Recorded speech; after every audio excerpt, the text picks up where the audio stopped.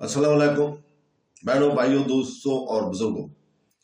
अंबिया कराम और अजीम मजहबी शख्सियात के मौजज़ात और वाक़यात की इस सिलसिलावार वीडियोज़ में आज की इस वीडियो में हम दिल को छू लेने वाला एक मौजज़ा और वाक़या बयान करने जा रहे हैं, जिसका मौजू है ऊँटनी और हज़रत सल्लल्लाहु अलैहि वसल्लम की कहानी। हमने इसको दो हिस्सों में तकसीम किया था, आज इसका दूसरा हिस्सा है। पहला हिस्सा हम कल इसी वक्त पेश कर चुके हैं। तो दोस्तों, दूसरे दिन इनके चेहरे सुर्ख हो गए और एक बार फिर उनमें से बाद ने कहा, सालन जो पेशीन गोई की थी वो सच हो गई। जिद्दी फास्कों ने कहा कि अगरचे हम हलाक हो जाए फिर भी हम साला पर ईमान नहीं लाएंगे, हम अपने आबाओ अजदाद की देवताओं की पूजा करना नहीं छोड़ेंगे। उन्होंने तौबा नहीं की और ना ही गुनाह करने वाले बाज आए। तीसरे दिन इनके चेहरे स्याह हो गए। फिर कुछ लोग इनके पास गए और कहा कि साला ने जो भी पेशीनगोई की थी वो सच्ची थी, लेकिन मतकबरों ने कहा कि यकीनन साला ने जो पेशीनगोई की थी वो पूरी होगी। आखिरकार जब आधी रात को महाराज हजरत जिब्राइल अलैहिस्सलाम नाज़िल हुए और यहाँ आए इस जमीन पर और एक बुलंद आवाज से पकड़ा, जिससे इनके कान के पर्दे फट गए और इनके दिल फट गए और जिगर बिखर गया। तीसरे दिन उन्होंने मसा किया और अपने आप को कफन तैयार किया। करीब आने वाले अजाब के कैल थे। अल्लाह ताला ने इन सब को हलाक कर दिया। सुबह तक वो सब अपने अपने घरों और ख्वाबगाहों में मुर्दा पड़े थे। फिर अल्लाह ताला ने आसमान से आग के साथ एक जोरदार आवाज निकाली और इन सब को जला दिया गया। ये कौम समूद का वाकया है। हजरत साला को अपनी कौम के पास भेजा गया जब वो 16 साल के थे। वो 120 साल की उम्र तक इनके दरमियान रहे, लेकिन इनके पास 70 बुत थे जिनकी वो पूजा किया करते थे। ये देखकर हजरत साला ने कहा कि ऐ लोगों, बेशक मैं 16 साल का था जब मुझे तुम्हारी हदायत के लिए भेजा गया था। आज मैं अपने 120वें साल को पहुंच गया हूं। मैं आपको दो मुतबादल देता हूं। हम में से कोई भी आपके महमूदों से दरख्वास्त करता है और देखता है कि आया वो जवाब देते हैं और क्या वो जवाब नहीं देते। अगर आप राजी हो तो मैं चला जाऊं, क्योंकि मैं आपके बारे में बहुत परेशान और नाउमीद हूं। लोगों ने कहा, काफी ठीक है।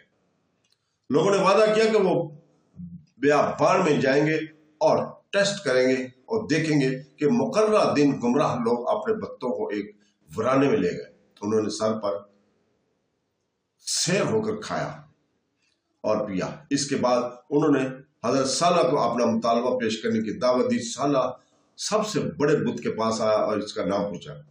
लोगों ने इसे बताया और साला ने इसे बुत को इसके नाम से मुखातब किया। इसने जवाब नहीं दिया। ये जवाब क्यों नहीं देता? साला ने पूछा। अगर लोगों ने मशवरा दिया कि वो किसी और बुत से सवाल करे। इस पर भी कोई जवाब नहीं दिया गया।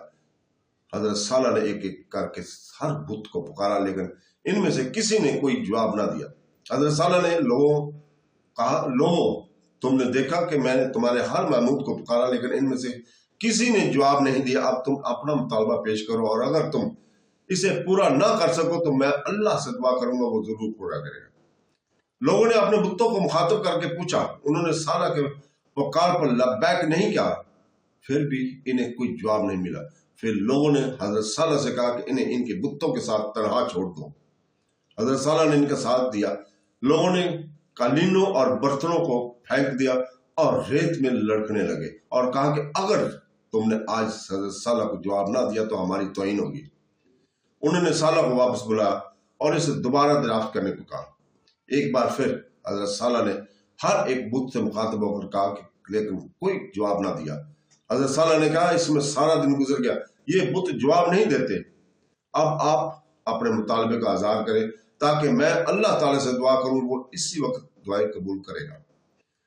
तो अवाम ने 70 लीडरों का इंतखाब किया। उन्होंने हजरत साला से कहा कि वो अपना मुतालबा पेश करने के लिए तैयार है। साला ने लोगों से पूछा कि क्या वो राजी हैं? तो उन्होंने कहा, हाँ, अगर ये ग्रोह आपकी बात मान ले तो हम भी इन पर अमल करेंगे। लोगों को यकीन दिलाया। 70 के ग्रोह ने कहा, ऐ साला, हम आपसे एक दरखास्त पेश करते हैं। अगर आपका रब कबूल कर लेता तो हम इसकी इताअत करेंगे और आपके हुक्म पर अमल करेंगे और बाकी लोग भी इसकी पैरवी करेंगे। حضرت صالح نے ان سے کہا کہ جو چاہے پوچھ رہے. انہوں نے قریبی پہاڑ کے طرف اشارہ کیا اور کہا کہ آؤ ہم اس پہاڑ پر جائیں اور وہاں اپنی خواہش کا اظہار کریں گے. جب وہ لاہور سب پہاڑ پر پہنچے تو کہنے لگے اے حضرت صالح اپنے خدا سے دعا کریں کہ اسی لمحے وہ سرخ بالوں والی اونٹنی کو 10 ماہ کی حاملہ اور 3 سینگ والی لمبی پہاڑی کی طرف سے ظاہر کرے. حضرت صالح نے کہا تم نے ایسی درخواست کی ہے جو میرے لیے ناممکن ہے لیکن میرے رب کے لیے آسان ہے. اس نے اللہ تعالیٰ سے دعا کی. اسی لمحے پہاڑ کے کنارے اتنے زور سے شگاف پڑ گئے کہ لوگ تقریباً اپنے بے ہوش ہو کر بیٹھ گئے. کوئی زچگی کے دوران عورت کی طرح خوفناک درد محسوس ہوا. اچانک سر ابھی نہیں نکلا تھا کہ اونٹنی بولنے لگی. پھر بقیہ ایسا نکلا اور کھڑا ہو گیا. جب لوگوں نے یہ حیران کن منظر دیکھا تو وہ چیخ کر بولے تمہارے رب نے کتنی جلد تمہاری دعا قبول کی. آپ دعا کریں کہ وہ بھی ایک جوان پیدا کرے. حضرت صالح نے دعا کی. بچہ اپنی ماں کے پاس سے نکلا اور اس کے گرد چکر لگانے لگا. کچھ اور؟ حضرت صالح نے پوچھا. نہیں. لوگوں نے تسلیم کیا. آئیے ہم واپس چلتے ہیں اور یہ سب کچھ اپنے لوگوں سے بیان کریں تاکہ وہ بھی آپ پر یقین کریں. وہ پلٹ گئے اور ابھی اپنی قوم تک نہیں پہنچے تھے کہ 70 میں سے 64 آدمیوں نے انکار کر دیا اور کہا کہ صالح کا جادو کیا ہے. تاہم ان میں سے 6 ثابت قدم رہے. حالات سنگین ہو گئے اور حضرت صالح کو لٹانے والوں نے اسے چھوڑ دیا. 6 ثابت قدم لوگوں میں سے ایک شک میں پڑ گیا. وہ ان کے درمیان رہا یہاں تک کہ انہوں نے اونٹنی کو مار ڈالا. تو دوستو اس کے ساتھ ہی ہم آپ سے اجازت چاہتے ہیں کل تک کے لیے. کل ہم آپ کے سامنے دوبارہ پیش ہوں گے اور دوسری قصہ لے کر آپ کو بیان کریں گے. اللہ حافظ.